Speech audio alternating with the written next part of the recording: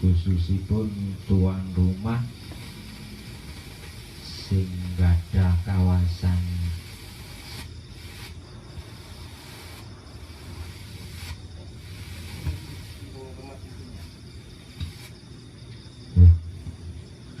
tuan rumah Mas apa? Mas Yuda yuk. Oh, Mas Yuda, terima kasih karena sudah mensupport, membantu di sini saudara-saudara, teman-teman yang dari Pronojiwo, Jember, Malang, mana ya? Iki, Jagalan. Untuk semua saya ucapkan terima kasih atas kehadirannya, disempatkan dalam kondisi yang sangat sulit ini, hutan deres, budal. Sebelum acara dimulai, pertama-tama marilah kita panjatkan puja dan puji syukur kehadirat Allah Subhanahu wa Ta'ala yang mana telah melimpahkan rahmat serta hidayahnya sampai saat ini kita bisa berkumpul dalam Simpul Ma'iyah Semeru yang ada di Lumajang ini, dan sholawat serta salam tidak lupa senantiasa tercurahkan kepada junjungan kita Nabi besar Muhammad Sallallahu Alaihi Wasallam. Semoga kita selalu mendapat syafaatnya, mendapat ridho dari Allah dan syafaat dari Rasulullah dari masa sekarang sampai akhir hayat, sampai di akhirat nanti. Amin ya rabbal alamin. Untuk acara pertama ini doa pembuka akan dipimpin oleh yang didoakan di sini.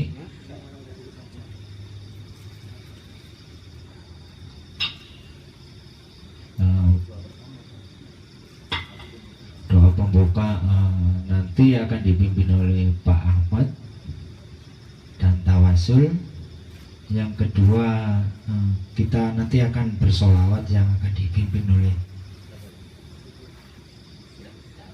Cak Rumpun. Nah, solawatnya nanti akan dipimpin Cak Rumpun. Setelah itu nanti akan diisi sambutan dari tuan rumah Mas Yuda, dari kawan-kawan yang dari luar wilayah Lumajang, mungkin dilanjutkan dengan sinau barengnya nanti.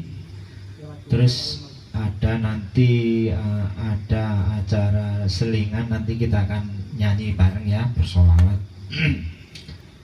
Dan nanti di akhir acara kita akan membahas masalah topik yang akan kita bahas malam ini adalah ngedek cagak. Nanti kita akan membahas opo sih sakjane ngedekno cagak. Opo cagake pondok, cagake umah, opo cagake opo, nanti kita akan bahas semua. Secara lahiriah nanti kita akan memang akan mendirikan bangunan Jonggring Saloko. Nanti kita akan mendirikan posnya Ma'iyah Semeru yang berada di Muter, Kecamatan Pasirian ini. Itu secara lahirnya. Nanti kita akan membahas lebih dalam lagi apa itu ngedek cagak secara kehidupan yang sebenarnya. Kita akan membahas bagaimana kita mempondasi diri sebenarnya, mempondasi keluarga, mempondasi pribadi di era yang semakin sulit ini, ditambah kita menghadapi beberapa bulan ini masa-masa pandemi karena COVID ini.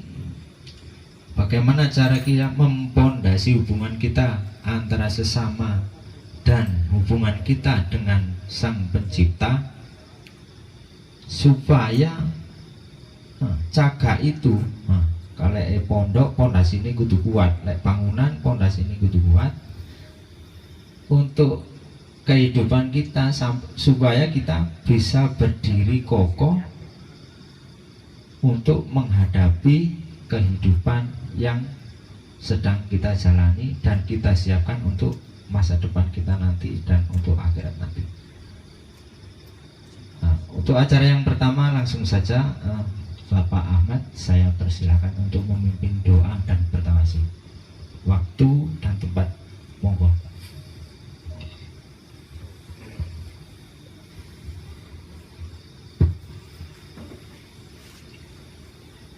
Ila hadratin Nabi Mustafa Muhammadin sallallahu alaihi wasallam al-Fatihah.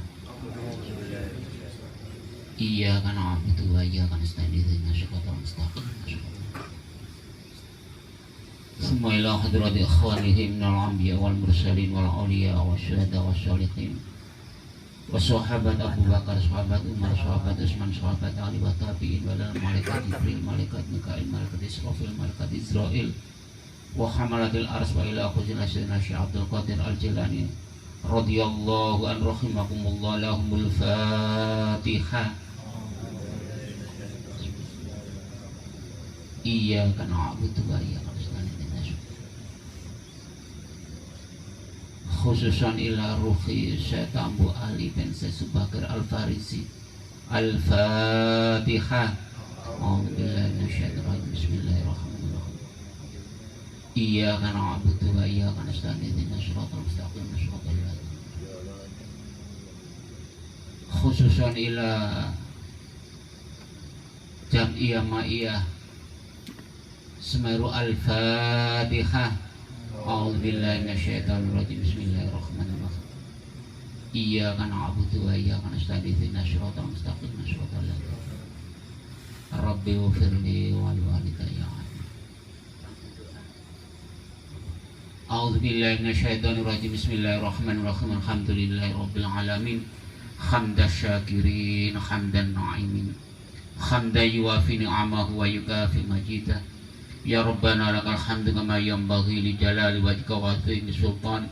Allahumma shalli wa sallim ala sayyidina Muhammad wa ala ali sayyidina Muhammad kama shallaita ala sayyidina Ibrahim wa ala ali sayyidina Ibrahim wa barik ala sayyidina Muhammad wa ala ali sayyidina Muhammad kama barakta ala sayyidina Ibrahim wa ala ali sayyidina Ibrahim fil alamina innaka Hamidum Majid.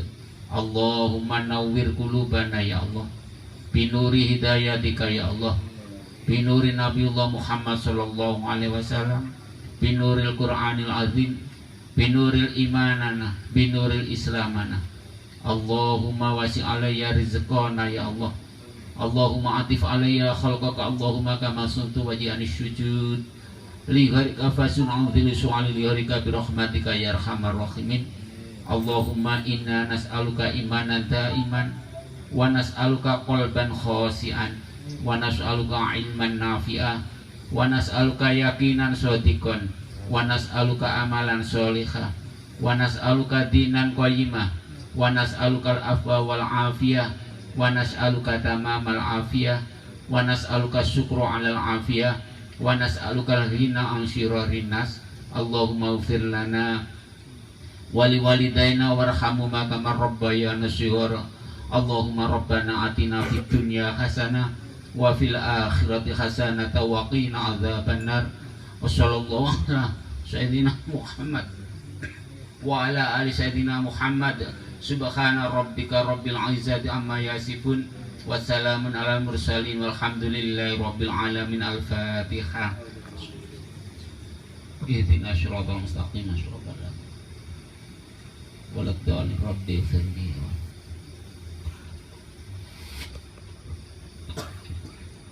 Terima kasih saya ucapkan kepada Bapak Ahmad yang saya hormati. Acara selanjutnya disambung dengan bersolawat yang akan dibimbing oleh Cak Rubu. Monggo Mas. Mohon untuk berdiri semua jamaah.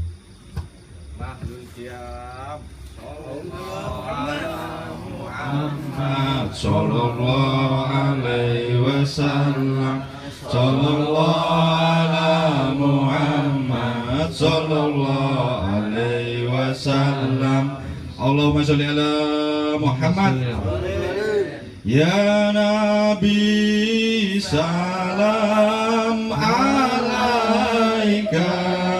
ya Rasul salam alaika, ya Ya Habib salam alaika Sholawatullah alaika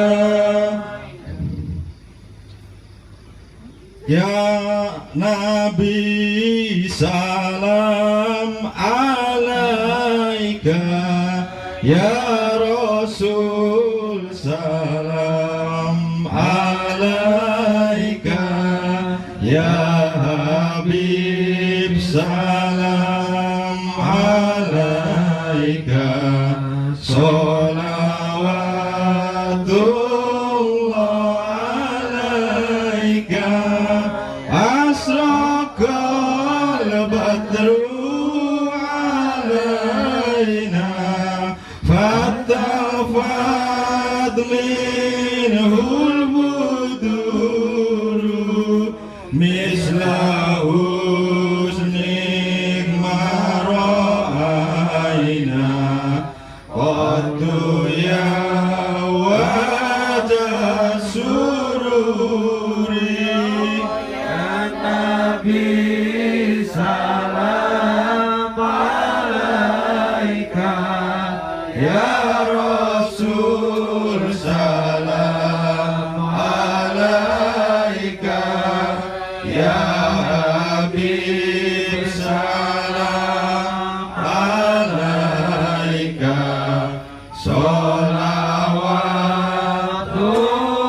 Sholawatullah alaika Anta samsun anta badrun Anta nurun fauqa nuri Anta iksiru agoli Anta misbahu suduri Ya Nabi salam alaika Ya Rasul salam alaika Ya Habib salam alaika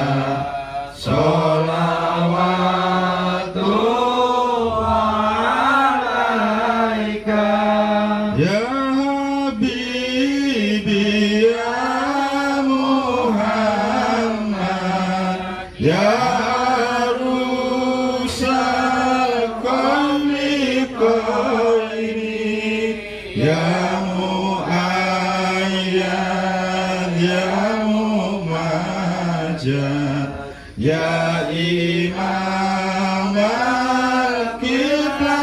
al-Qiblataini Oh ya Nabi salam alaika Ya Rasul salam alaika Ya Habib salam alaika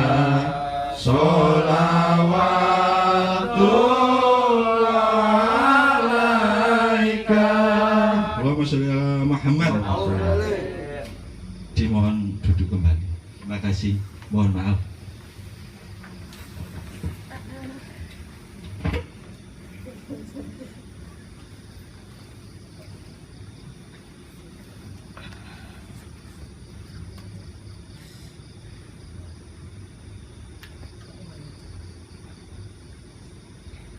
Terima kasih untuk Cak Rumpun sudah memimpin sholawatnya. Acara selanjutnya pembacaan Mukaddimah yang akan disampaikan oleh Mas Hadi Guswoyo. Monggo waktu dan tempat saya persilakan.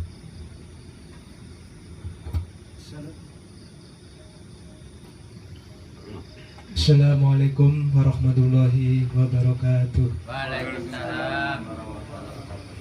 Di sini saya akan membacakan Mukaddimah, maksud dan tujuan kita untuk mengadakan sinau bareng di sini, temanya yaitu ngetek cakak. Sebelum membahas poin utama dalam rutinan sinau Ma'ya Semeru keempat kali ini, dengan saya mengingatkan sejarah Arqam adalah Abdul Manaf bin Asad bin Abdullah bin Amr bin Maksum. Ia dipanggil Abu Abdullah dan tinggal di Makkah. Arqam bin Abil Arqam al-Mahzumi adalah sahabat yang memeluk Islam pada hari-hari pertama didakwahnya Islam. Bersama dengan Abu Ubaidah bin Jarrah, Bilal bin Rabah, Abu Salamah dan yang lainnya, mereka disebut as-sabiqun al-awwalun. Mereka telah dijamin memperoleh keridhaan Allah sebagaimana disebutkan dalam surah At-Taubah ayat 100 yang maknanya memperoleh jaminan masuk surga. Ketika kaum Quraisy semakin meningkatkan penyiksaan kepada para pemeluk Islam, Rasulullah SAW memerintahkan para sahabat untuk menyembunyikan keislaman mereka, termasuk segala aktivitas ibadah seperti berdakwah, menyebarkan agama Islam dan lain sebagainya. Kisah ini merupakan keutamaan sendiri bagi sahabat Arqam bin Abil Arqam karena Rasulullah SAW memutuskan memilih tempat tinggalnya sebagai tempat berkumpul beliau dan para sahabat dalam menyebarkan Islam. Hal itu disebabkan karena tempatnya agak terpencil di atas bukit Safa sehingga lebih aman dari gangguan kafir Makkah Quraisy. Saat itu orang-orang Quraisy benar-benar tidak mengetahui tempat itu dan tidak akan mengira bahwa rumah Arqam sebagai tempat berkumpulnya Rasulullah dan para sahabat. Jika kaum musyrikin mengetahuinya maka bisa berbahaya. Dari sinilah rumah Arqam dijuluki sebagai madrasah pertama bagi kaum muslimin untuk mempelajari ilmu-ilmu Islam dari Rasulullah SAW. Mereka yang baru masuk Islam berbondong-bondong datang ke sana. Sahabat-sahabat yang datang ke rumah Arqam adalah sahabat yang masih kecil atau yang sudah dewasa. Rasulullah mendidik dan membentuk jiwa-jiwa yang tangguh dalam berdakwah dan membela Islam. Terhitung ada 40 sahabat yang aktif hadir di rumah Arqam, dari yang termuda usia 8 tahun hingga yang berusia 50 tahun seperti Ubaidah bin Haris. Ketika Hamzah bin Abdul Muthalib memeluk Islam yang disusul oleh Umar bin Khattab, 3 hari kemudian kegiatan ibadah dan pengajaran mulai bisa dilaksanakan di luar rumah Arqam, termasuk halaman Masjidil Haram. Kaum muslimin lebih berani karena adanya paman Nabi Hamzah dan Umar. Meskipun demikian, rumah Arqam tetap menjadi tempat pertemuan Rasulullah untuk memberikan pengajaran Islam. Subhanallah, lihatlah betapa berkahnya rumah beliau, di mana Rasulullah SAW masih tetap menguji rumah meskipun tidak seiring sebelumnya. Dari sini kita bisa memetik cerita bahwa rumah Jonggring Saloko merupakan fungsi di mana jantung masyarakat Maya, wabil khusus Semuru yang saat ini sedang dalam proses perencanaan. Jonggring Saloko adalah media belajar sinau bareng kita semua, di mana saat ini butuh huma kembali meski hanya untuk sekedar merefresh otak dalam sinau rutinan atau kegiatan belajar mengajar Semeru. Sinau ilmu Maya nggone rumuk seurip, yang berarti mempelajari ilmu Maya dengan berlandaskan pada ajaran baginda besar Nabi Muhammad SAW guna menjaga tingkah laku dalam kehidupan kita sehari-hari. Di sini kita bebas berekspresi, berkarya dan kita dan untuk kita. Wadah ini kami buat dengan tujuan menampung semua kegiatan masyarakat Maya yang positif lagi membangun, belajar dari pertanian, seni budaya hingga kegiatan masyarakat lainnya. Kami harapkan kita semua yang hadir dalam acara malam ini bisa membuat ide-ide positif di mana rumah Jonggring adalah rumah keempat setelah rumah kita sendiri, kampung halaman dan rumah alam kubur kelak kita nanti. Semoga dengan adanya sinau rutinan kali ini kita bisa memberikan ide gagasan yang baik dalam sinau bareng sehingga bisa bermanfaat bagi penerus masa depan bangsa, terutama anak-anak kita yang saat ini krisis akan kebersamaan dalam satu jalinan sosial kemanusiaan. Ngedek Cagak kali ini merupakan cikal bakal di mana kita akan membuat ruang berkumpul saling berbagi bersama dalam satu Jonggring Saloko. Bismillah, semoga kita semua diberikan kesehatan untuk mewujudkan mimpi menjadi masyarakat Maya yang terampil, mandiri dan terus berjalan mencari ridha Allah Subhanahu wa ta'ala. Amin amin ya rabbal alamin. Terima kasih.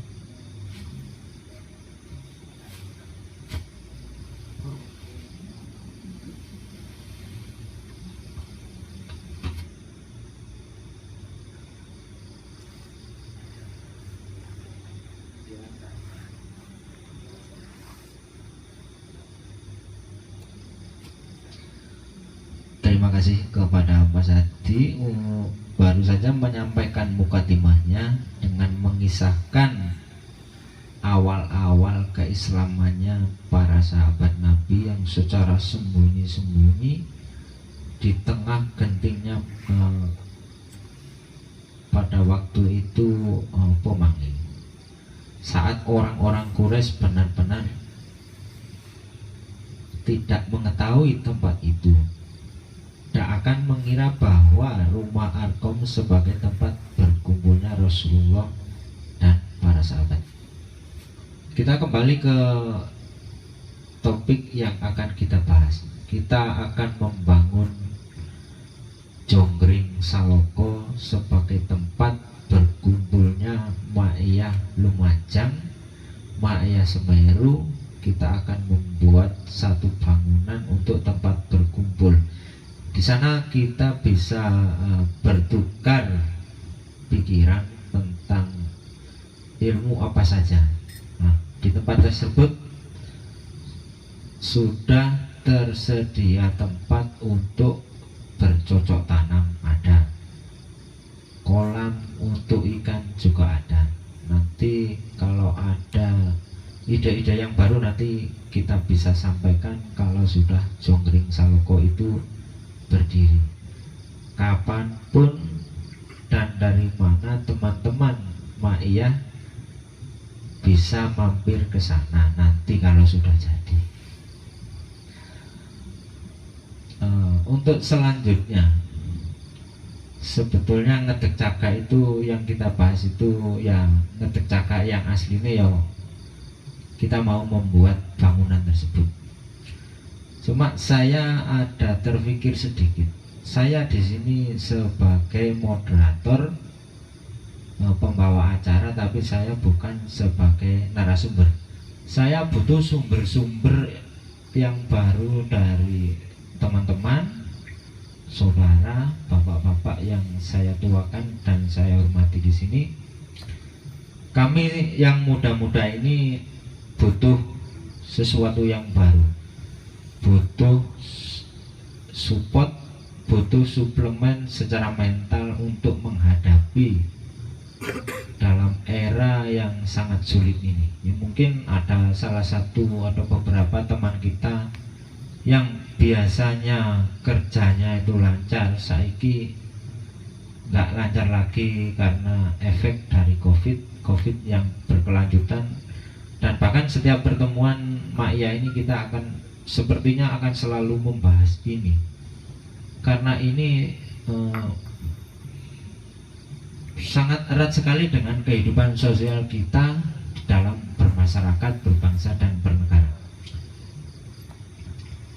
Bagaimana cara kita mempondasikan kita sebagai kepala rumah tangga, sebagai pelajar, sebagai masyarakat, sebagai warga, supaya kita tetap bisa berdiri kokoh dalam posisi yang tidak melanggar aturan agama dan negara dalam era yang sangat sulit ini. Seperti yang saat ini, kalau zaman dulu seingat saya, pada waktu saya masih kecil itu yang disebut orang kaya itu pasti orang yang di kota, Surabaya, di Jakarta. Kalau saat ini kita lihat di TV itu yang sangat susah sekali itu yang di kota. Kalau yang di desa itu seperti kita ini, kalau COVID itu ya memang kalau di berita itu memang sangat heboh sekali. Tapi kalau saya lihat di lingkungan saya sendiri itu masyarakatnya biasa saja, bisa dikatakan sangat tidak ngefek sebetulnya.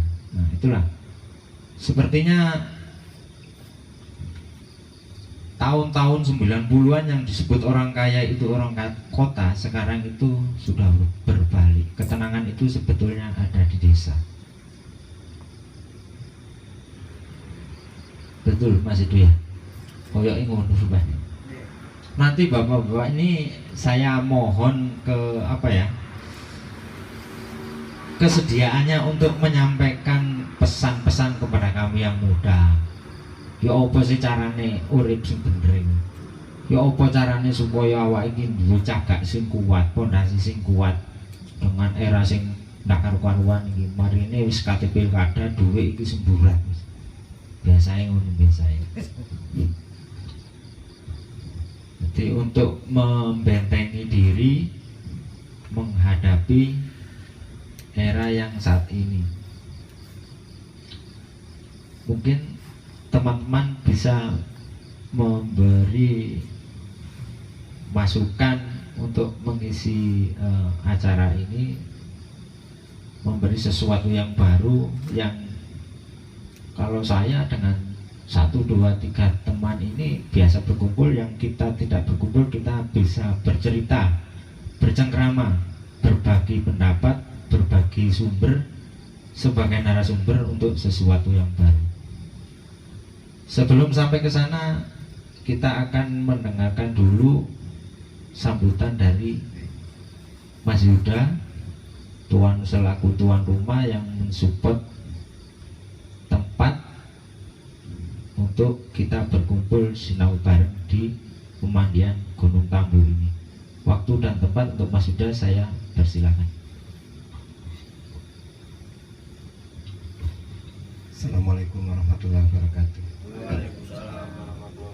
Yang terhormat Bapak Ahmad, yang terhormat rekan-rekan dari Jember dan rekan-rekan sedulurku kabeh warga Mahia Semeru. Puji syukur kehadirat Allah yang mana malam hari ini kita masih diberi kesehatan sehingga bisa berkumpul dalam keadaan sehat walafiat. Salawat dan salam semoga tetap tercurah kepada baginda agung, pemimpin besar revolusi dunia, Kanjeng Nabi Muhammad Sallallahu Alaihi Wasallam. Dulur-dulur sedaya, kita berkumpul di sini itu karena satu, kita ikhlas, yang kedua kerendahan hati. Tanpa itu semua saya kira mau kita kesini, dan cuaca enak menentu sampai ke sini menyempatkan waktu. Di sini saya sebenarnya bukan tuan rumah, kebetulan aja tempat saya domisili di Condro dan kebetulan bertempat di sini. Baiklah, saya bisa dikatakan tuan rumah, mengucapkan sugeng rawuh sedherek sedaya. Semoga acara malam hari ini berjalan dengan lancar. Kita punya tambahan-tambahan pengetahuan baru. Di sini kita semua belajar sinau bareng. Jadi kita datang seperti gelas kosong, kita saling mengisi, dan kuncinya kerendahan hati dan keikhlasan. Mungkin itu yang bisa saya sampaikan. Billahi taufiq wal hidayah. Assalamualaikum warahmatullahi wabarakatuh.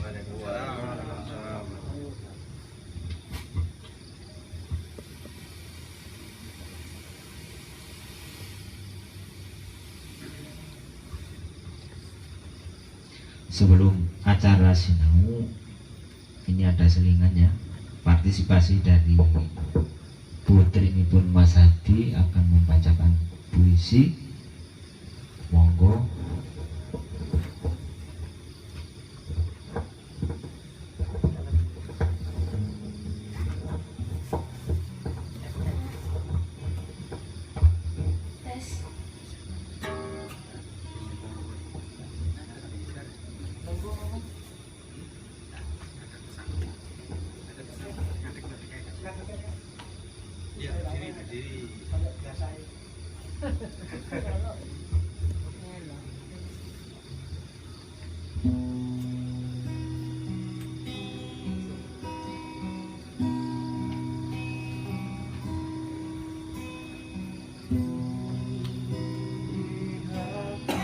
Desa Semberani,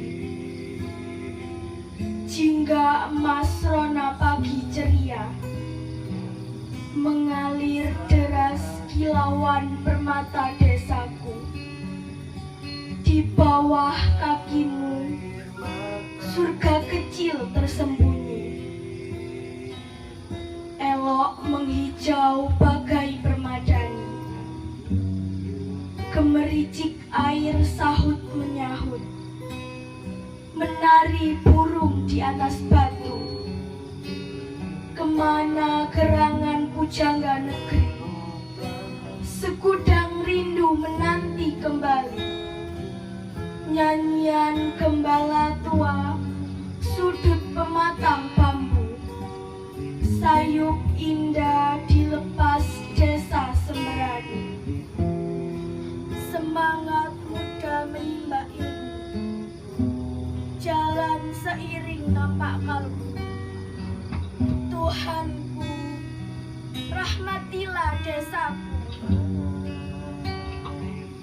desa kecil penuh harapan, demi cintaku untuk masa depan.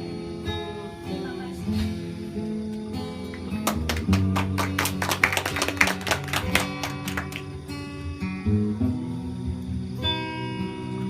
Ibu sedang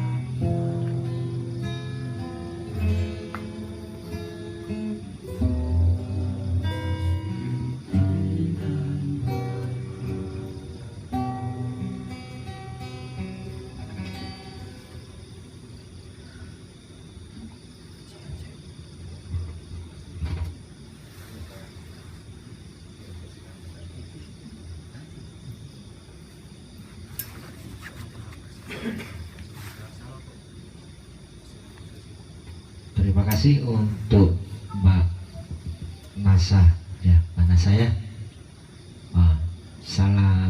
Ini putrinya Mas Adi. Generasi yang seperti inilah yang patut kita bina, kita bimbing untuk ke arah kedepannya. Kembali ke topik yang saya bicarakan tadi. Kita perlu pondasi sebelum ngetekno cakak. Seperti apa pondasi untuk menghadapi kehidupan sebagai bekal kehidupan di dunia, digawe sangu nanti di akhirat, supaya kita bisa berdiri tegak, gak wedi, kental, sangune wis akeh.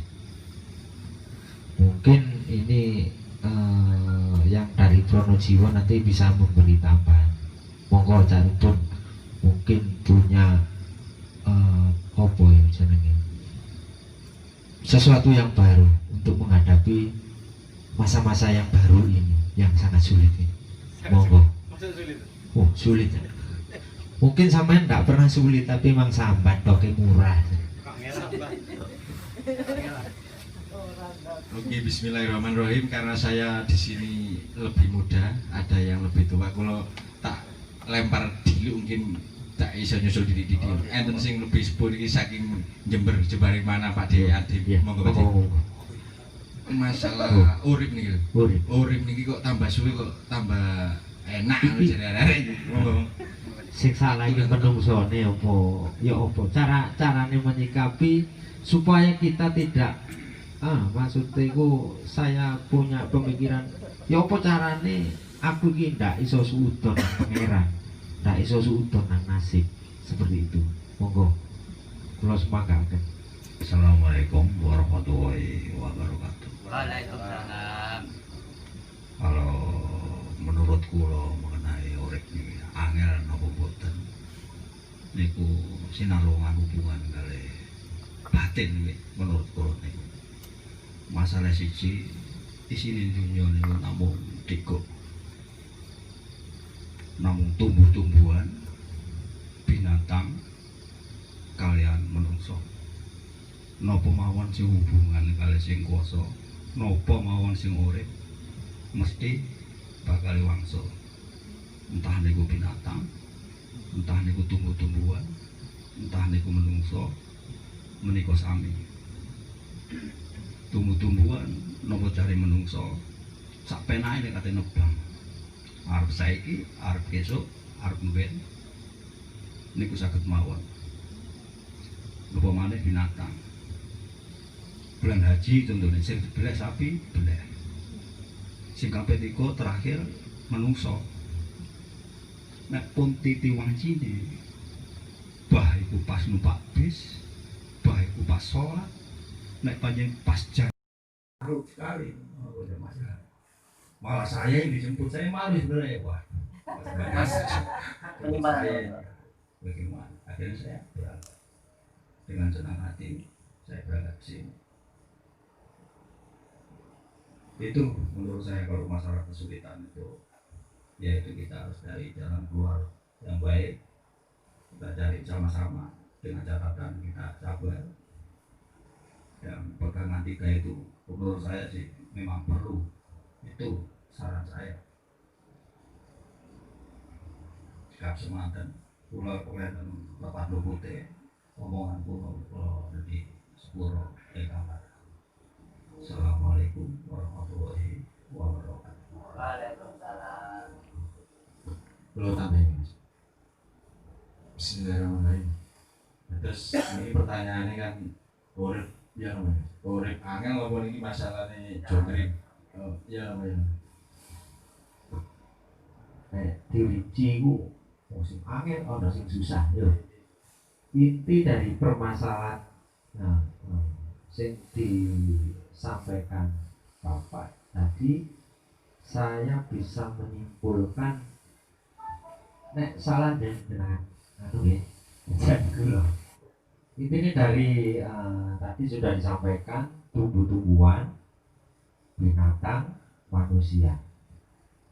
Kalau saya simpulkan mungkin bisa jadi kita harus saling menyayangi. Nek bahasa Indonesia biar sekolah itu saling menyayangi sesama manusia. Setelah saya mendengar penjelasannya tadi, ternyata ya betul itu. Mungkin kalau diganti dengan saling menyayangi kepada sesama sing padha uripe, sing padha urip. Apa ae sing urip iku kewan, tumbuh-tumbuhan itu kita harus menyayangi. Berarti kita menyayangi ciptaan Sang Pencipta. Kita berarti menghargai, menghormati. Mungkin seperti itu yang bisa saya simpulkan. Cak Rukun ini mau menambahi, monggo. Iya. Terus menungso itu kan merasa bisa, merasa mampu, merasa apa ini, sakit lah ya Mas. Tapi kan kadang-kadang manusia itu punya batas. Terus kalau sadari ngoten ngadepi urip itu wabot. Ini pemane wis tanda-tandane dari bayar bank kan rada abot ya Mas. Cicilan. Jadi makanya niku kula temu rajang mulai wonten maya niki seneng ora umum. Cara-carane tibae wonten sing seneng tentang cara pikir maya sing otomatis bangun cara pikir bangun. Terus saat ini kula umpamane urip niki boten kuwatir-kuwatir amat. Kula eling dawuh Mas Yuda. Jadi tidak ada kekhawatiran Mas. Ya masalah memang ada. Kalau Gus Abraham ngendika kan badai pasti berlalu. Kalau wong umumnya wong modern saiki kan mek titik ten mriku kan kali Gus Abraham kan ditambah hari cerah juga pasti berlalu kan. Jadi badai pasti berlalu, hari cerah pun berlalu. Jadi lek iso ya sedia payung sebelum hujan, tapi lek wis pas cerah ya waspada. Engko katene badai maneh ngono Mas. Saiki umpamane Covid kan ki badai. Wis tak rasa aja maneh pengusaha iki petani ya rada murah kabeh iki panenan kan ngono. Terus ya apa nggih? Memang terus si Mbak Tim lagi terus semua itu terletak pada pikiran, hati individu. Jadi emangnya kan intinya ke dalam Mas. Intinya ke dalam. Jadi ya apa ya sing jarine perang sing paling berat itu perang melawan hawa nafsu diri sendiri maksudnya. Terus menurut kula lek wis ya masih gak semester papat ya semester siji kan wis lek mayan biasanya rada longgar nang sudah iki. Terus ya apa nggih? lek nyangkut teng jongkring menangi pondasi adalah akar. Umpama ning tumbuhan apa pohon, akar ini sing vital. Dados sakniki kan adeng ngecek jaga. Otomatis kita harus semurni mungkin, setulus mungkin untuk mempondasikan jongkring Saloko sing dados cikal bakale Maya Semeru teng Lumajang. Maksudnya murni nggih lek gak murni mboten rawuh awak dhewe mriki. Kaya ada unsur-unsur apa ya gak tahu ya sudah. Udan-udan dirawangi terus Mas Yuda dengan kerendahan hati. Jadi lek malam hari ini kita menentukan ya di planning lah apa sing dirembuk, nanti kita bahas lagi masalah jongkring kan ada Mas. Terus mugi-mugi mungkin enten inti yang kita terapkan nanti untuk jongkring. Cekap semacam mungkin. Assalamualaikum warahmatullahi wabarakatuh. Waalaikumsalam warahmatullahi wabarakatuh. Terima kasih. Berarti ada 2 poin ini ya. Yang satu, kita harus saling menyayangi kepada sesama yang hidup. Opo ae wis makhluk opo ae sing urip itu berarti kita tidak bisa saenake dhewe. Saling menyayangi, saling menghargai, bu itu tumbuhan, bu itu hewan, bu sesama manusia, terutama tetangga, masyarakat, untuk kehidupan sosial. Yang kedua, dari Mas Lumut tadi saya simpulkan kita harus ini poin yang saya tangkap itu urusan pola pikir. Seperti yang disampaikan Mbak Adim tadi, penyakit itu sakjane teko awake dhewe, teko carane berpikir. Tekanan darah tinggi itu penyakit bener. Dari cara kita berpikir. Nek kita ndak gaduk, ya ndak perlu digaduk-gaduk. No. Berarti kita harus memposisikan pola pikir kita untuk menjadi cara berpikir yang positif secara vertikal dan horizontal. Maksudnya antar sesama yang hidup dan hubungan kita dengan Tuhan mungkin ada yang perlu kita perbaiki lagi. Itu yang saya tangkap. Mungkin dari saudara atau teman-teman yang lain berbagi sumber sebagai nanti bisa jadi sebagai narasumber untuk masukan kita yang mudah-mudahan. Bapak Ahmad mungkin monggo wekdal kula sumanggahaken Pak. Assalamualaikum warahmatullahi wabarakatuh. Waalaikumsalam. Kalau kita lihat dari awal pembicaraan tadi adalah istilahnya curhat ya apa sih urip iki kok ngene ae kan Pak ya. Kalau saya tangkap sekilas seperti itu. Sebetulnya kita itu sederhana saja. Hidup itu harus sesuai dengan kemampuan. Jangan hidup itu sesuai dengan kemauan. Lain nanti kalau kita itu hidup sesuai dengan kemampuan, berarti kita itu nanti munculnya adalah qanaah. Artinya menerima apa adanya. Munculnya ada rasa ikhlas, sabar. Itu menurut saya seperti itu. Kalau kita itu hidup itu sesuai dengan kemauan, lah ini yang mungkin tadi dikatakan yang dari Jember tadi muncul beberapa penyakit, ya karena sesuai dengan kemauan. Kemauan kita tidak ada manusia itu kemauannya itu sangat rendah, biasanya kemauannya tinggi. Karena apa? Kita selalu diikuti oleh hawa nafsu. Hawa nafsu. Kita melihat tetangga seperti ini, rasa ingin sebetulnya ada. Kalau kita tidak bisa menepis, istilahnya tidak bisa ngumpat. Tapi kalau kita bisa ngumpat, insya Allah kita juga akan jauh dari penyakit yang ditimbulkan oleh pikiran kita. Betul, memang semua penyakit itu adalah sumbernya adalah dari pemikiran kita.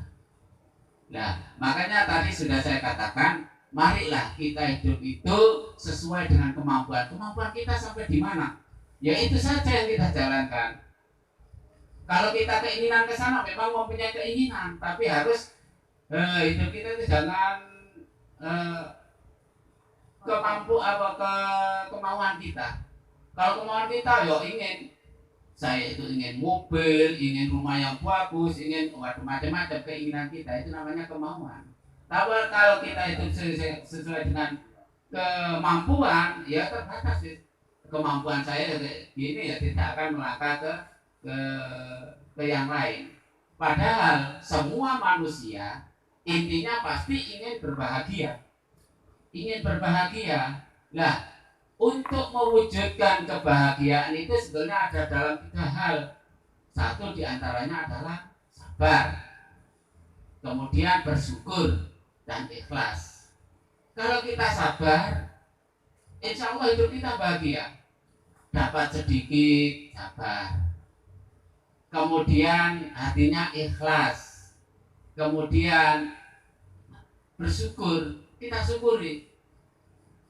Apa saja nikmat dari Allah itu harus kita syukuri. Kalau kita pandai-pandai bersyukur, insya Allah hidupan kita itu tentram, hidupan kita itu aman, hidupan kita itu sejahtera. Karena apa? Manusia itu tidak ada batasnya untuk keinginannya. Untuk keinginannya tidak ada batasnya. Kita sudah punya rumah, mungkin masih ingin mempunyai rumah yang lebih bagus. Kita sudah punya sepeda, ingin sepeda ini, ingin mobil terus ingin. Itu manusia, memang sifatnya manusia seperti itu. Nah, makanya tadi sudah saya sampaikan bahwa hidup itu sebenarnya sederhana, yaitu sesuai dengan kemampuan, jangan sebenarnya dengan kemauan. Itu hidup. Makanya ada 3 hal yang perlu mencapai kebahagiaan tadi. Satu adalah sabar, bersyukur, dan ikhlas. Semuanya itu kalau kita tidak ikhlas, mungkin kita tidak bisa hadir di sini. Kalau kita tidak sabar, mungkin juga tidak bisa hadir di sini. Karena apa? Karena terhalang oleh hujan tadi. Sabar menunggu hujan, kadang-kadang sabar masih payungan dan masang mantel, itu kan perlu kesabaran. Kalau kita tidak sabar, duele turu di rumah kan enak.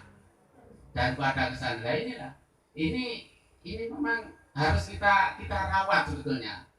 Kesabaran, syukur, dan ikhlas. Tapi mencari ikhlas ini memang sulit. Ikhlas itu banyak orang mengatakan ikhlas. Kan dalam ucapannya saja. Ikhlas itu sebenarnya opposite. Ikhlas itu jadinya lego. Contohnya ini secara gamblang ini, umpama sampean yang WC, kebelet, belum. Kemudian kita pulang, kan tidak mikir, apa mang hijau, apa kuning, nek makan, kita tidak mikir. Itulah namanya ikhlas.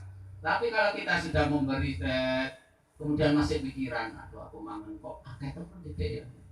Kemudian kadang-kadang membantu tetangga, ikhlas. Kemudian di rumah tengah-tengah, nek aku dewe gitu. Cik kurang mau kok tak neno yuk kakean melakukan lah. Itu masih dikatakan ikhlas. Yang dikatakan ikhlas itu sudah tidak terpikir, Pak wis barang hilang dan terbuang, tidak dipikirkan lagi. Itulah namanya ikhlas. Kadang-kadang kan banyak orang mengatakan ikhlas, ya cuma di bibirnya saja. Kadang-kadang masih ada kata-kata di belakangnya dibuntuti, ada kekurangan untuk anaknya, untuk saudaranya dan sebagainya. Itulah sementara pemikiran saya mengenai hidup ini memang sangat sederhana saja. Yang penting kita hidup ini sesuai dengan kemampuan, jangan sesuai dengan kemauan. Akhirul kalam, wassalamualaikum warahmatullahi wabarakatuh.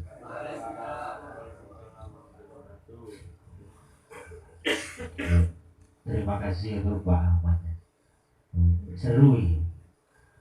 Ternyata untuk selain Mbah yang dari Jember tadi lali ya. Obati. Tadi poinnya ya kasih sayang, pola pikir. Sekarang ditambahi lagi dengan kendalikan hawa nafsu. Kenapa harus dikendalikan hawa nafsu? Supaya kita hidup sesuai dengan kemampuan, bukan dengan kemauan. Supaya kita bisa sadar diri sesuai dengan porsinya masing-masing. Biasanya ngoli ya wis ngoli ae wis kebiasaannya seperti itu. Yang menjadi pejabat ya sudah menjadi pejabat, yang menjadi pengusaha ya silakan menjadi pengusaha. Tekun menghadapi rutinitas aktivitas setiap harinya, pateng, sabar, ikhlas, bersyukur supaya kita menjadi qanaah. Qanaah itu perasaku lek basa Jawa iku nrimo ing panggung. Nrimo apa sing dikei teko pangerane, diterima ikhlas. Ndak ngersulo. Lek sambat iku wis pancene menungso, mesti ono ae sambat. Cuma ae sambate yo saiki dipindah. Biasane sambate nang dulu nang kanca, saiki sambate nang awongi nang sing ae rasaku. Oh, matur nuwun. Jadi apa yang saya praktekkan itu seperti itu. Dulu saya itu sering sambat, sering ngersulo, soalnya tetanggulan pulau kian serabutan. Kadang nyambut gawe, kadang seminggu nganggur, kadang sebulan nganggur. Nah, sambat, sakjane yo ndak sambat, curhat nang kanca iku malah diomongi, nyene wong ngerusulo ae. Ngerusulo lek nggak oleh sambat. Setelah saya pikir-pikir, iya aku sambat nang kanca padha ae jenenge. Tapi muncul inisiatif perlu sambat iki sakjane yo nang pangeran. Pangeran sing duwe rezeki yo njaluk prono. Pasti dikei. Janjinya Allah itu pasti tidak bohong. Kalau janjinya menungso aku gak ero. Nah, yang penting kita meminta sesuai dengan porsinya kita, sesuai dengan pengabdian kita, sesuai dengan kelakuan kita. Nek awake dhewe umpama duwe jeragan, nek padang dikongkon, gak usah dikongkon, dicandak yo, gak usah njaluk kadang disangoni. Tak ibaratno kaya ngono. Nek kita bermalas-malasan terus kita kate dongo ae kadang malas yo aja berusulo maneh. Rasaku ngono. Itu untuk wacana untuk diri saya sendiri. Nah, bukan saya menasihati, tidak, itu pengalaman saya. Saya cerita seperti itu.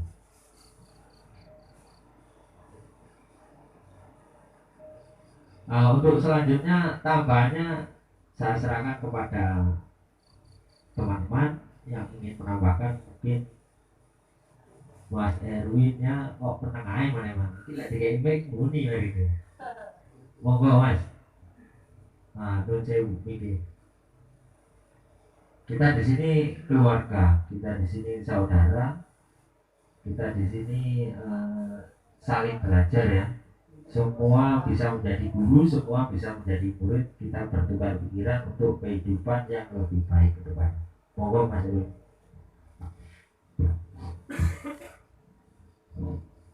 Assalamualaikum warahmatullahi wabarakatuh. Waalaikumsalam.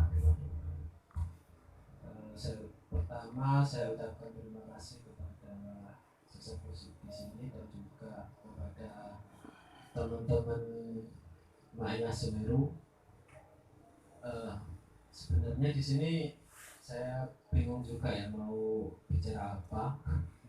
Soalnya saya merasa di sini ilmu saya yang paling sedikit, jadi agak sungkan juga kalau mau ngomong. Ya, saya potong dulu ya. Ya, Kita di sini saya sudah sampaikan tadi, di sini kita keluarga, kita bisa menjadi guru untuk yang lain, kita bisa menjadi murid untuk siapa yang kita pandang. Kita ambil ini, kita ojo ngomong ilmuku titik aku suka, sebetulnya enggak. Kita sesuai dengan kapasitasnya masing-masing. Belum tentu sing rumoso titik iku mah enggak bermanfaat.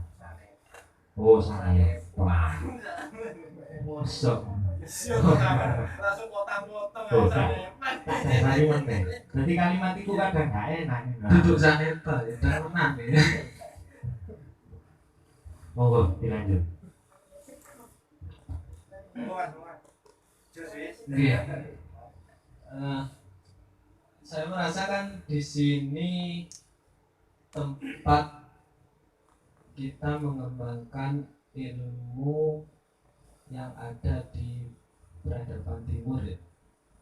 Nah, karena selama ini kalau saya pribadi kebanyakan yang saya imba itu adalah ilmu yang kita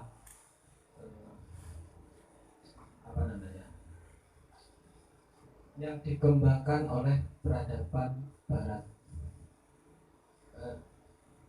Saya cerita tentang sekolah aja ya, karena memang background saya lebih banyak di sekolah, bangku sekolah kebanyakan dari kita semua pernah mengalaminya seperti itu.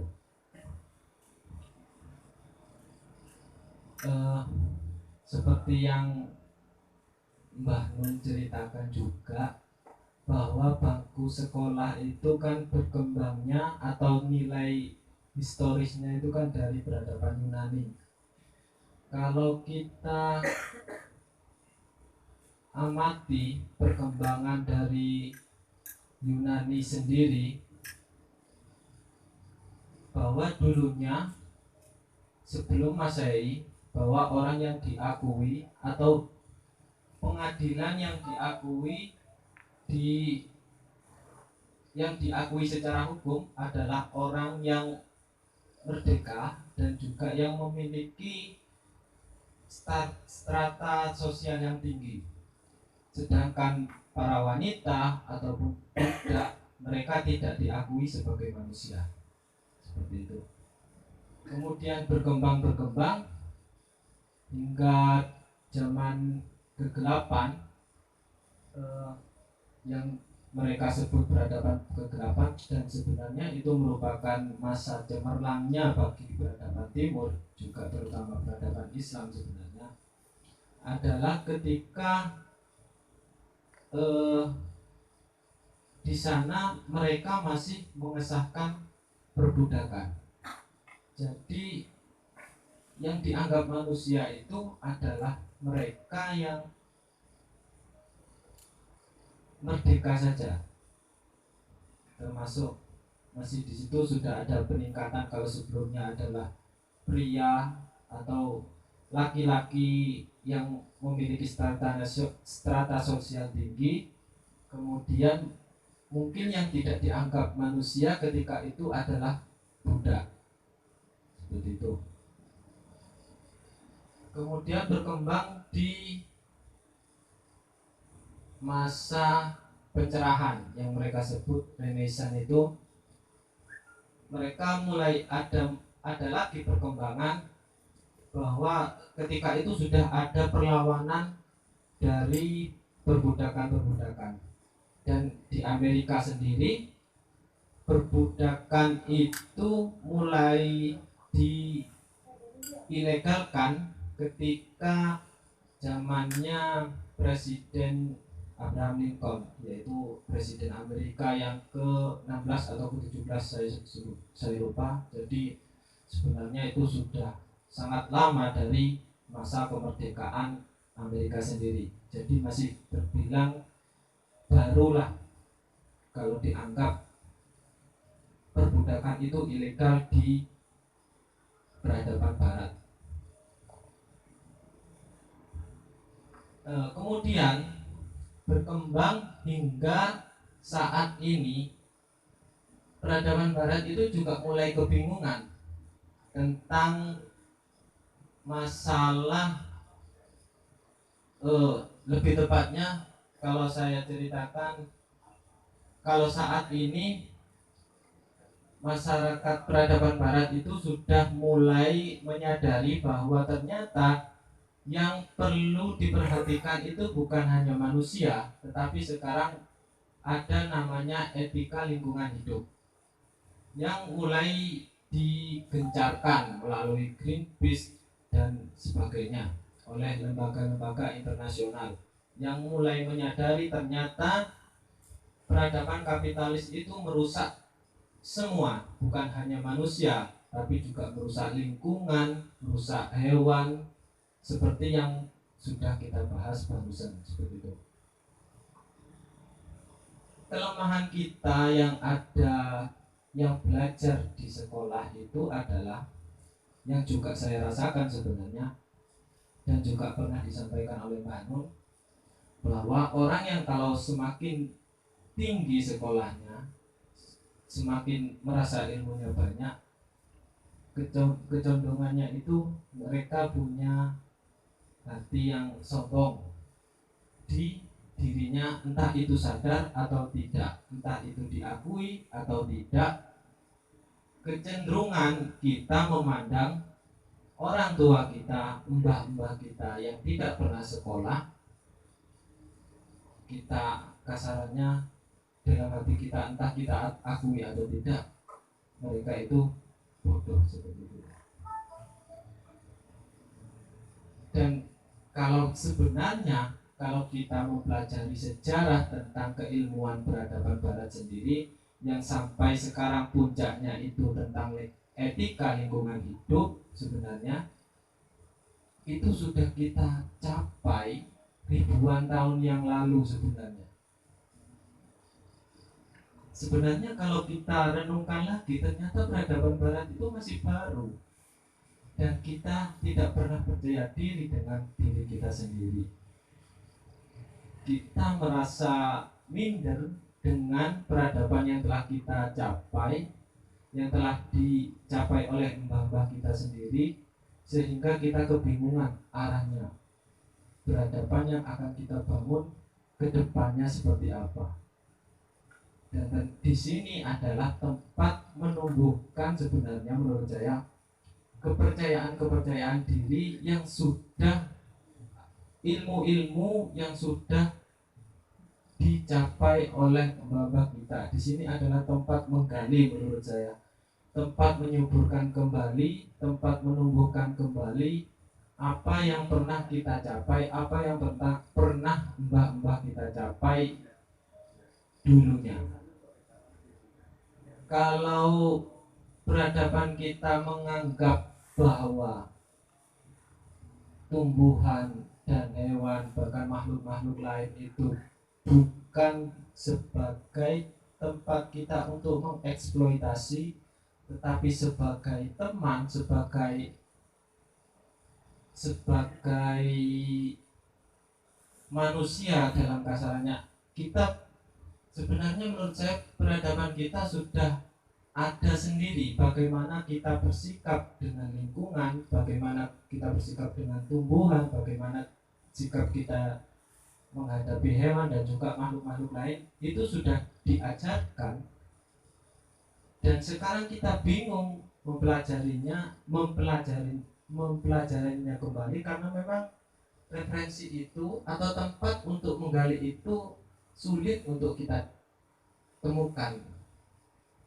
Menurut saya itu kesusahannya itu, kita tidak tahu kemana kita harus menggali nilai-nilai luhur yang sudah dicapai oleh mbah-mbah kita. Sedangkan banyak sekali kalau dipelajari itu bahkan suku-suku, bahkan bukan hanya di Jawa, juga di luar Pulau Jawa, yang kita anggap suku terbelakang seperti Baduy, juga seperti suku Dayak atau suku-suku yang di Papua yang kita anggap bodoh dalam tanda kutip, sebenarnya mereka itu memiliki ilmu jauh lebih tinggi dari kita kalau kita mau mempelajari itu sebenarnya.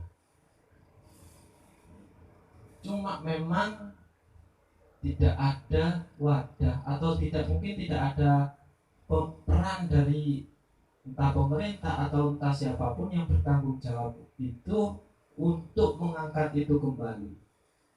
Kalau kita mempelajari, misalkan ada isu-isu barusan di pendidikan bahwa sejarah akan dihapuskan, walaupun itu sudah direvisi sebenarnya, itu sebenarnya menurut saya sejarah itu adalah tempat kita untuk menggali kembali, untuk kita bagaimana tujuannya ke depan, seperti apa yang akan kita bangun. Tetapi untuk sejarah yang kita di sekolahan terutama, bahkan sejarah sendiri yang dipelajari di sekolah-sekolah pun menurut saya itu sangat kering sekali, dengan hikmah-hikmah apa yang harus dicapai atau pelajaran-pelajaran apa yang misalkan ada peristiwa sejarah dahulu kita tidak pernah diajari untuk mengambil hikmahnya, cuma hanya menghafal tahun-tahunnya saja seperti itu. Iya, kalau saya boleh tangkap, memang kiblate awake dhewe generasi mungkin dari mbah-mbah yang 1945 lah ke sampai kita ini kan kita digiring untuk belajar ikut kiblat di kasaran kiblatnya barat dan gitu. Lembaran kan sering ngomong gitu. Saya rasa mak iya ini yang kita belajar berdaulat itu maksudnya di situ. Jadi jenengan karek nentukan sikap. Jenengan mau menggali sejarah yang sebenarnya atau ikut mereka kan begitu. Jadi nggak usah ke bawah. Jadi kalau jenengan yakin ingin mulai ataupun ambil referensi mana gitu, umpamanya di formal, pendidikan formal jenengan tahunya begitu. Ada di Maya kan sering dijelaskan juga masalah sejarah, masalah riwayat Nusantara kan katanya. Jadi menurut saya jenengan kali mengambil sikap saja. Jadi kalau jenengan wis Maya ya wis ya iya sekolah nggak apa-apa, cuma kan kita punya kedaulatan di hati ini jenengan kan, mana yang benar mana yang enggak itu kan sudah ada. Jadi menurut saya yo nggak usah diikuti kalau menurut saya. Iya tahu dari semua informasi dari mana pun yang gitu, tapi kan jenengan sendiri yang berdaulat. Jadi kalau menurut saya nggak usah dibuat apa ya, buat kan serius paham. Kalau jenengan mungkin Maya kan sering jadi kan tahu ya, saja ini kan gawe bahan gitu kan gitu aja. Jadi sebetulnya yo kita gali Maya ya. Kalau memang jenengan yakin yo gak apa-apa, sekolah terus, tapi kan jenengan wis umpamane sejarah deh kayak bubat kan nanti kan jangan tahu kan. Nah ya apa kita dengarkan semuanya kan gitu. Terus yang menentukan koyo sing bener sing iki kan di hati. Jadi ya itu ya Maya kan belajar berdaulat tadi. Jadi Mbak Anu secara nggak langsung kan mengajarkan kepada kita untuk berdaulat tadi. Jadi kalau efeknya pola pikir tadi, jadi umpamanya kalau kita digiring, kalau saya pernah dengar juga kalau gandum waktu zaman minyak kan dulu dari kopra, Indonesia kan bikin tahun zaman Pak Karno kalau nggak salah pernah diceritakan di situ minyak kopra akhirnya perang dagang gandum yang menang Amerika gitu, akhirnya kopra jadi kolesterol gitu. Akhirnya sekarang balik lagi ke sawit, ya kan? Susu juga begitu kan gitu. Sebetulnya sih hubungannya kapitalis lagi kan gitu. Ya perdagangan juga, gitu. Jadi kita gali sebanyak-banyak berita dari mana pun kita masukkan, tapi yang diajarkan Maya kan, ya berdaulat tadi saya jenengan yang mana gitu. Jadi untuk nggak usah ragu, kalau ragu kan berarti jenengan masih belum berdaulat gitu. Terima kasih. Saya takut ya. Iya. Itu sebenarnya saya sendiri tidak ragu, cuma saya meragukan tentang arah pendidikan kita aja seperti itu. karena memang tidak ada peran yang saya menurut signifikan dari yang bertanggung jawab untuk pihak-pihak yang bertanggung jawab untuk meluruskan itu kembali. Jadi kembali ke tema yang menegakkan jaga ini, kalau saya berpendapat bahwa menegakkan jaga ini sudah benar. Jadi memang menegakkan jaga ini sudah memang harus dimulai dari yang paling kecil, dari kita sendiri, yang sementara kita meskipun ada beberapa pihak seperti kita kumpulan kecil ini ingin menegakkan jaga, ingin misalkan kalau dalam lingkungan itu ingin melestarikan lingkungan, tetapi mau tidak mau seperti tadi juga disebutkan bahwa bencana itu juga sebenarnya bukan dari Tuhan sebenarnya, tapi juga itu karena kita sendiri yang merusak lingkungan, karena kita menebang pohon sembarangan sehingga terjadi banjir dan juga longsor. Tetapi kalau kita melihat di lapangan, sebenarnya ada orang-orang yang berusaha untuk menegakkan jaga, ada sekumpulan orang yang ingin merobohkan jaga itu, yang biasanya orang yang merobohkan jaga itu adalah orang yang jauh dari rumah itu sendiri. Misalkan di sini ada orang yang merusak lingkungan, justru yang banyak terdampak bencananya itu adalah masyarakat sekitar sini. Dan kalau kita lihat ternyata yang merusak bukan orang sini seperti itu, tetapi orang-orang yang datang dari luar yang ternyata mau tidak mau dampaknya harus datang ke kita. Seperti itu. Terima kasih. Sekian. Ya, terima kasih kepada Sopo. Oh, Mas Edwin, dia lagi. Kalau boleh sopo. Sopo. Iya, nyadari Mas Abro. Terima kasih Mas Edwin, penjelasannya panjang lebar tadi tentang keraguan-raguan Mas Edwin sendiri, pembelajaran tentang dunia pendidikan, khususnya sejarah. Kalau yang saya tangkap tadi memang di dunia pendidikan sekarang sepertinya ke arah sana. Kita seperti yang diceritakan Mas Edwin itu, kita mulai dari yang kecil dulu. Kita mulai dari diri kita sendiri, baru kita ke keluarga kita sendiri, setelah itu kita ke lingkungan sosial masyarakat tetangga kita. Apa yang perlu kita lakukan? Sepertinya kita harus kembali menjadi diri kita sendiri. Ke porsinya, ada lagi wong Jawa, ya tetap balik nang wong Jawa. Kita gali lagi sejarah. Apa yang perlu kita lakukan? Apa yang perlu kita jalankan? Dari yang paling kecil, sebetulnya itu adalah sesuatu yang sangat besar sekali, sesuatu yang menjamin kita kehidupan di dunia dan akhirat. Itu mungkin kalau dibahas secara umum itu sesuatu yang kecil, dan itu sebetulnya sesuatu yang poin yang paling penting sekali. Ini urusan tata krama ini. Tata krama, adat kita sendiri yang sepertinya sudah kita lihat, mungkin kita sendiri juga pernah melakukannya. Tata krama itu sudah terkikis. Kita harus kembali ke ada salah satu bahasa Al-Quran mungkin, atau ada apa itu, ridho Allah di luar itu. Ridhonya Allah itu kok jadi ridhonya mutuannya itu. Jadi kita mulai dari situ. Kita kembali ke budaya kita yang asli itu seperti itu. Kita mulai dari itu merupakan fondasi.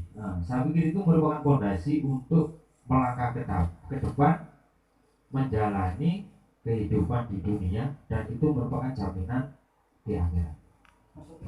Apa? Iya, monggo Mas Ambrong mau menambahi. Saya tadi tertarik bahasa beliau tentang sejarah sekolah yang dari Yunani. saya kok ingat dulu Einstein pernah ngomong bahwa sebenarnya sekolah itu sekolah yang ada itu lucu kata Einstein, bahwa di mana ikan itu diajari untuk manjat, kan seperti itu bahasanya, bahwa ketika anak bersekolah itu seharusnya anak itu bulat, tapi bagaimana di sekolah dipaksa untuk menjadi kota. Saya ingat omongan Einstein seperti itu. Kemudian kembali lagi masalah sekolah.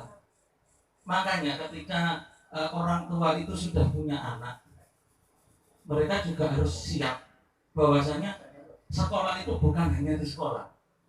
Seperti yang diomongkan Mas Hadi, pondasi anak ke sekolah itu dasarnya dari orang tua. Orang tua dasarimu anak disekolahkan, di rumah diajak sharing. Lendo kon sekolah oleh opo. Nah, makanya jadi orang tua itu bukan berarti kita harus buka luas dalam artian ilmunya itu gak luas, tapi berseri. Saya setuju dengan sekolah kita ini di Indonesia terutama kita sudah tergeser ikut ke barat. Kita lupa kita punya kurikulumnya benar-benar bagus. Taman siswa, kurikulumnya mereka, kurikulum taman siswa itu digunakan, seingat saya di luar negeri, saya lupa, di Norwegia itu yang diterapkan. Bagaimana sekolah itu bukan melulu di kelas. Dan insya Allah kalau saya tidak salah, itu pun yang diterapkan oleh Pak Toto Rajo selaku bukan personil ini, ngapunten. Pak Toto itu 3 fondasi yang mendirikan Ma'iyah. Orang yang mendirikan Ma'iyah itu ada 3. Pak Toto, insya Allah almarhum Nur Samad, insya Allah. Kemudian kalau Mbah Nur ini, Pak Toto, almarhum Nur Samad itu, kemudian kakaknya Mbah Nur yang di Malang, masih itu sama itu Abah Fuad. Armada Maya itu tiga itu. Sebetulnya Maya kok enggak dirikan. Saya kalau saya Bapak Maya itu berdiri itu dari 3 orang itu. Tapi punjernya kita tahu siapa punjer itu. Pak Toto menerapkan itu di sekolahan. Pak Toto ini ayahnya kan guru mahasiswa. Benar, itu yang diterapkan oleh Pak Toto. Nah, itu Mas sebenarnya bukan salah ya. Pendidikan kita bukan salah sebenarnya. Cuma kurang tepat kalau saya ngomong. Tidak diteruskan. Bukan enggak diterapkan lagi di. Nah, makanya Mas saya bukan salah, cuma kurang tepat. Itu kan yang menjadi hanya menjadi embel-embel. Tuturi Hadayan itu hanya menjadi embel-embel sekolah kita, tapi tidak benar-benar kita terapkan. Mungkin itu menurut saya nih. Kembali lagi bahwasanya pondasi anak sekolah itu bukan sekolahan, tapi kembali lagi ke orang tua. Kemudian kalau jenengan ngomong bahwa memang benar sudah pernah ngomong Yosinawi pernah membayang Dewi. Saya teringat kembali Mas Abang itu pernah ngomong di acara Bang Wetan. Mbok kira NASA itu ujuk-ujuk sok nang bulan itu gara-gara nang sopo. NASA sagone budal itu nang Jogja. Sinau nang bayang Dewi, wedar kitab, aku lali nama kitabnya. Wedar kitab dhisik. Dan kitab itu memang tidak bisa tidak ada yang bisa baca. Hanya beberapa orang yang bisa baca. Karena tulisannya itu tulisan Jawa lama, diredar oleh beliau yang didatang oleh NASA. Tidak lama kemudian NASA itu membuat pesawat ulang-alik. NASA terus ngomong, jurawamu bumbun, wong barat iso dolan-dolan. Mbah Bahaya dhewe lho wis turun dinding. Di kitabnya itu ada. Saya pernah ngobrol dengan teman saya yang suka dengan hal-hal seperti itu. Beliau pernah ngomong, kitab-kitabnya kita ini bukan dicuri ya, kitab-kitab kita ini diambil oleh Belanda. Sementara kitab-kitabnya di sini itu kitab-kitab yang banyak perubahan. Ada 9 hanggar full oleh kitab-kitab kita dari bambang kita, itu full 9 hanggar. Ada di Belanda semua. Sebenarnya kalau kita mau belajar itu memang benar. Bapak Yawa Dewi, kalau kita mau sakti ini manusia Bapak Yawa Dewi. Nah itu pernah guyon nang kolo-kolo. Kanjeng Nabi kok gak ditunjuk orang Jawa? Ya gak nyambut gawe. Prabu lek wonten mamar iku tang ini keluwen jenengan tari. Nggak usah sampai kok besar. Lah terus nyambut gawe apa Kanjeng Nabi? Jadi kan gini sapi om. Makanya ketika bahasa saya pernah ngobrol dengan guru saya, kenapa Islam masuk ke sini kok tombol ketemu tutup gitu. Dan kenapa awal Islam dulu itu kita masuknya sangat lama? Karena di pulau di Jawa, khususnya Jawa itu masih menggunakan sistem lek mau dagang kok ngomong agama. Kebanyakan yang membawa agama Islam masuk ke Pulau Jawa adalah orang-orang pedagang Arab. Dia tidak di rumah, sampai ngomong ini. Itu sejarahnya ya, Islam masuk ke sini. Saya pernah baca sedikit-sedikit. Lama Islam masuk sini, hampir 450 tahun. Karena dia membawa pedagang Arab. Sistemnya di sini waktu itu masih ikut sistemnya Hindu-Buddha yang masih menggunakan sistem kasta. Pedagang itu jangan ngomong agama. Ketika kamu berdagang ya sudah, kamu hanya berpikir untung rugi. Kan seperti itu. Makanya masuknya sangat lama. Dan itu dibaca oleh saya kurang ingat ya, ada kesultanannya di mana membaca itu bahwa seharusnya yang membawa masuk ke sini ya benar-benar seperti Syekh Habib. Kan seperti itu ceritanya. Kembali lagi ke pendidikan, pondasi lagi bahwasanya saya bukan tidak menyalahkan, sebenarnya kurang tepat sistem pendidikan di kita. Kembali lagi seperti omongnya Mas Luput, tidak diterapkannya taman siswa itu sebenarnya. Kita sudah terlalu banyak dijejali oleh pemikiran Barat. Ngapunten, orang sekarang berpikir Barat lebih maju dibanding Barat ini. Mas Abang pernah ngomong, karena di masyarakat kita sudah dijejali bahwa semua sesuatu yang belum terbukti oleh sains itu klinik. Kan seperti itu. Bukan klinik. Bahasa saya klinik.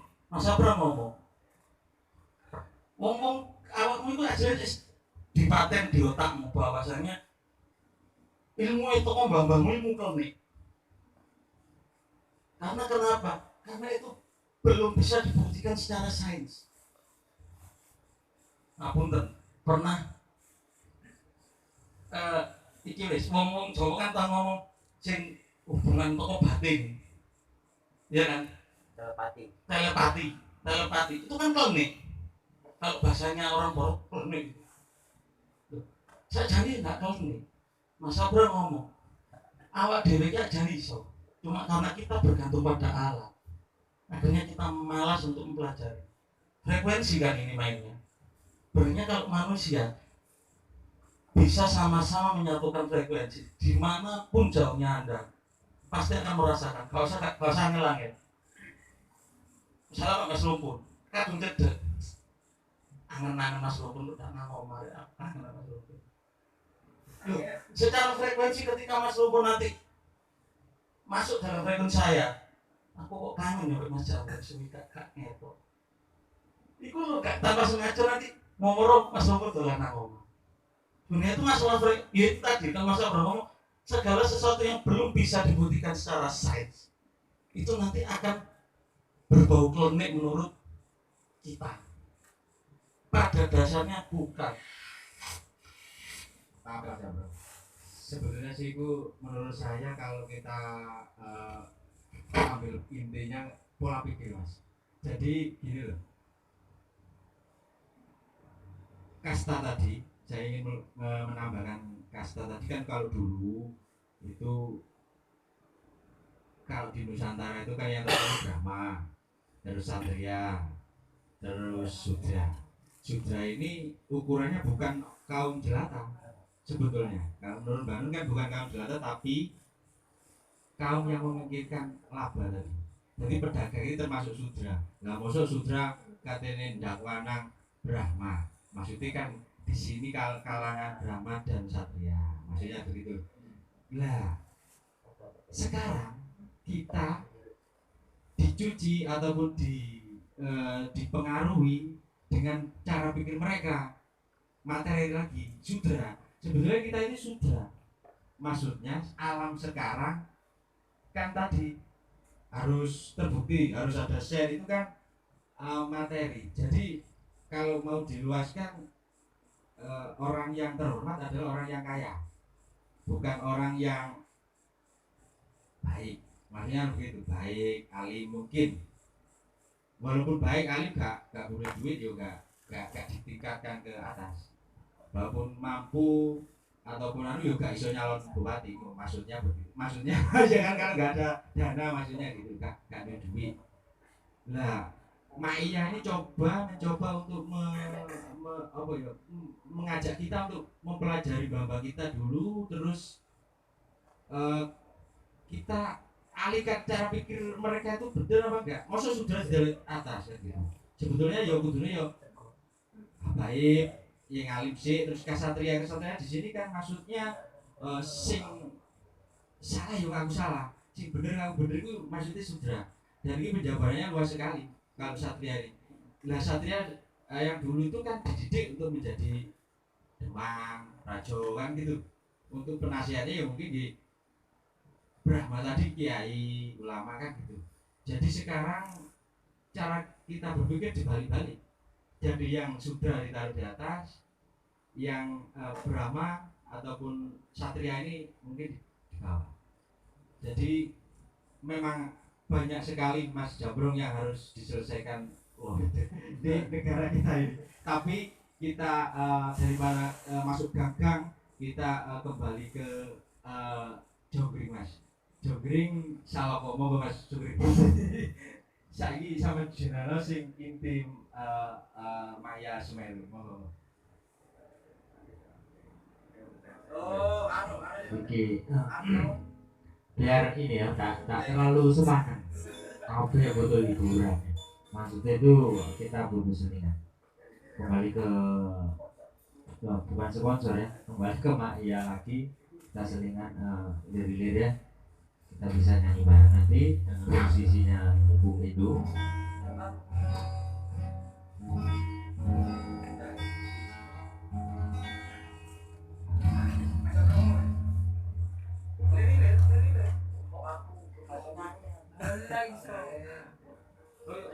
Kita nyanyi loh, bisa cuma enak bermono.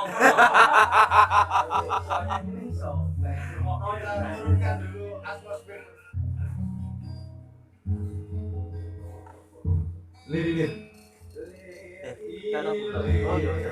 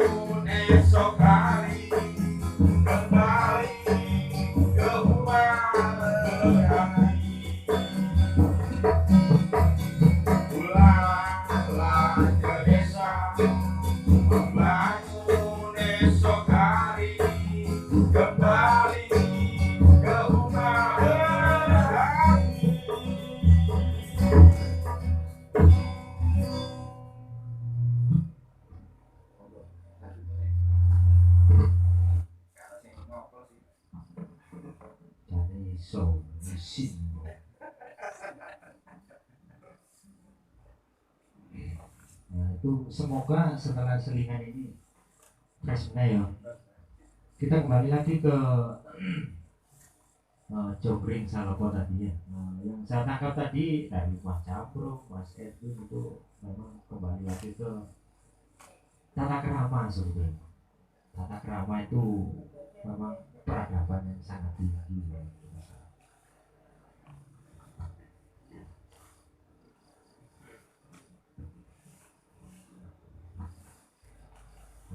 Ini bahasan terakhir ini masalah Jogring Salopo ya. Untuk poin-poin yang kita bahas tadi, sinau nanti ada kesimpulannya. Yang kita bahas ini masalah ngedekno cagak.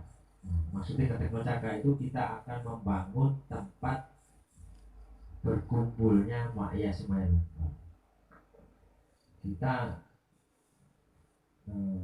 rencana kita tim sudah beberapa hari kemarin kita rapat internal, kita bahas yang akan nanti kita bahas bersama di sini.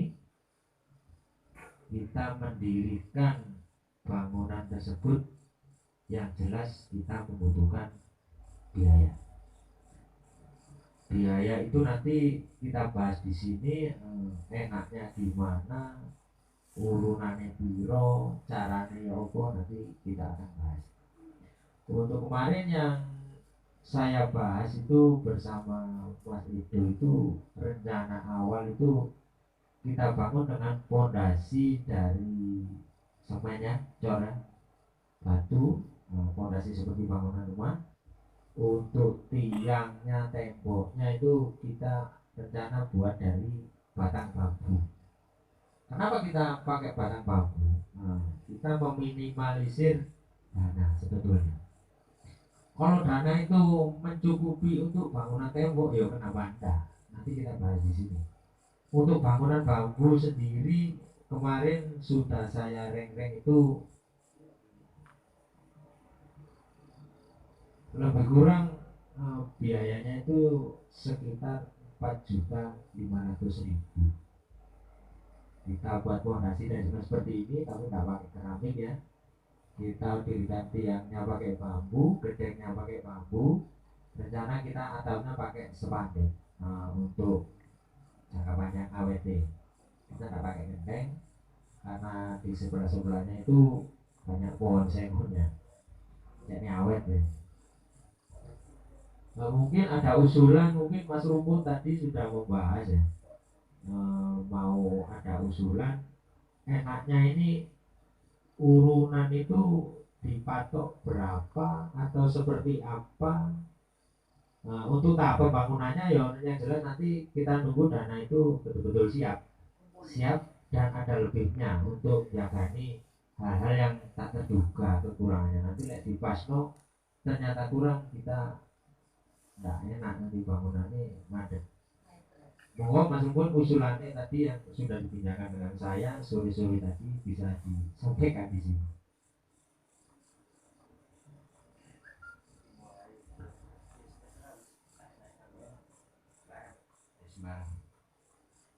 Yuk, ising tadi sore ya.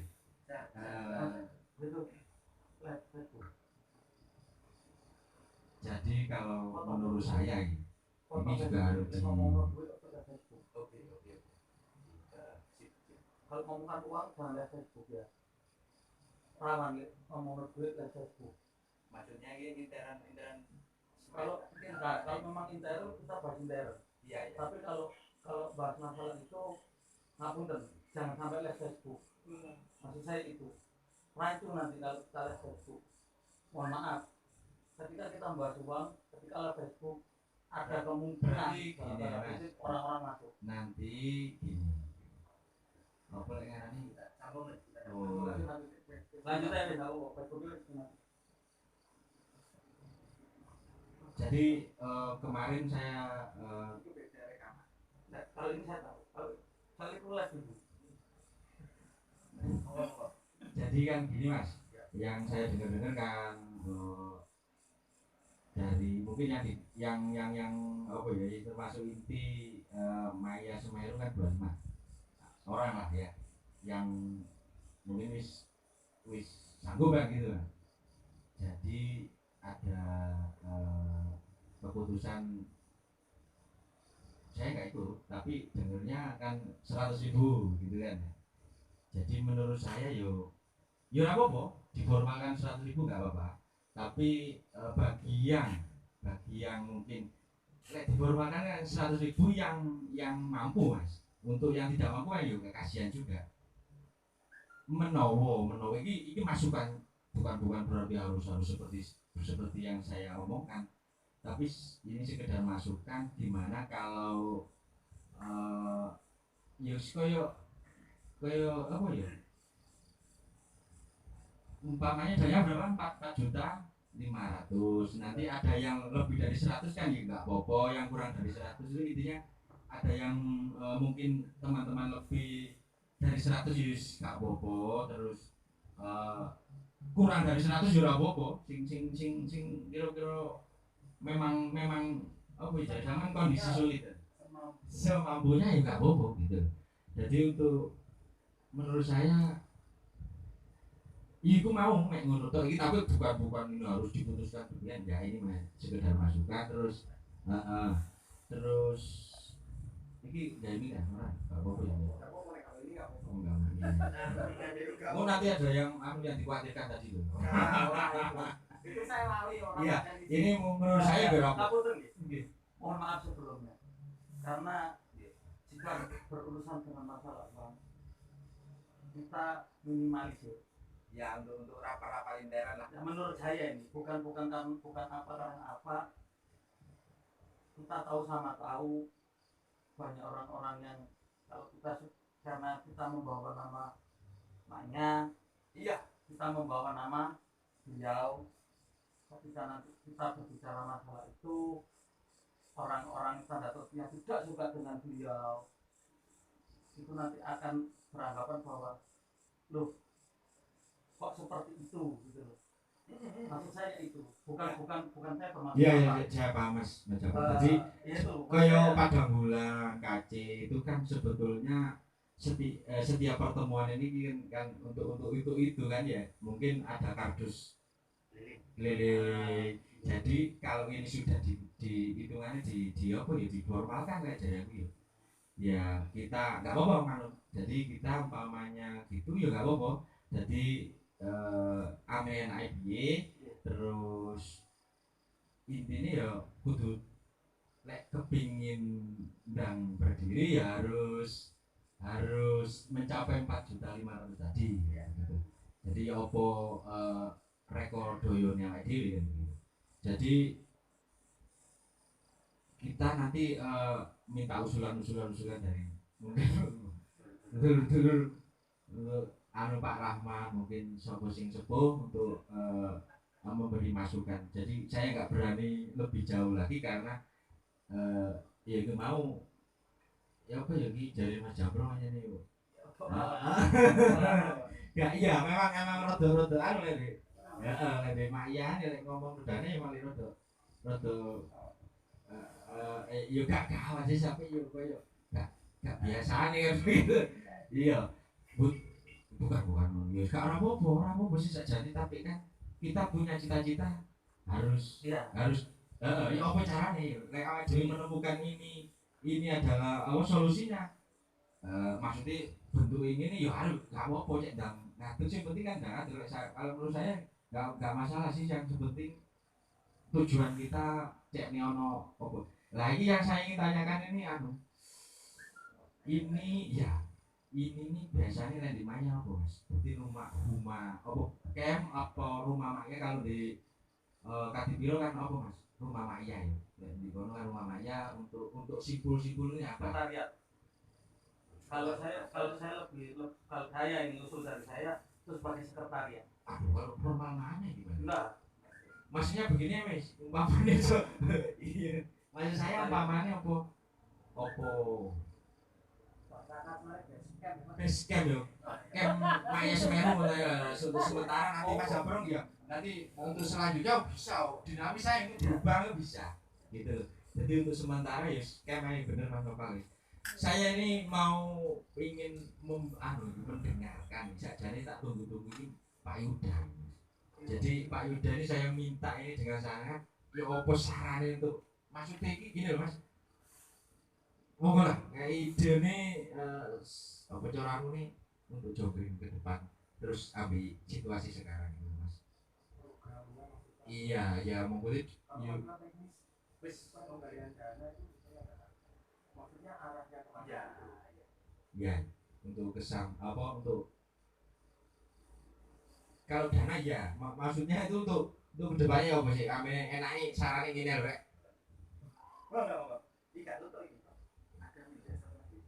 Sebentar ya saya jelaskan tadi. Sebetulnya kita tidak mematok 100.000. yang kita rembuk kemarin itu kita batasi sebetulnya maksimal 100.000 satu orang. Kurang dari 100.000 monggo, sumbang tenaga silakan, sumbang bahan kita tidak menolak, tidak menyumbang pun kita tidak masalah. Nah, kita patok seperti itu. Kita kemarin menyimpulkan supaya tidak ada ya apa yo bahasa-bahasa sing enak pada akhirnya karena dia menyumbang yang paling besar. Nah, kita patok seperti itu, tapi itu tidak kita maksudnya itu tidak diketok palu seperti itu keputusannya. Tidak, kita kemarin cuma sharing-sharing seperti itu. Nanti kita bincangkan kembali di sini. Kembali lagi omongan mau masing-masing. Nah iya, sebetulnya keikhlasan masing-masing, cuma kita batasi maksimal paling akeh 100 nih. Pokoknya sih nyumbang 1 juta, nah kita rentingkan lagi. Kemana arah? Iya. Ya sebetulnya kemarin kita sepakat seperti itu, kita bincangkan di sini, berarti bukan berarti keputusannya seperti itu. Nah, ini Mas Edo mau menjelaskan masalah basecamp memang. Ya, monggo.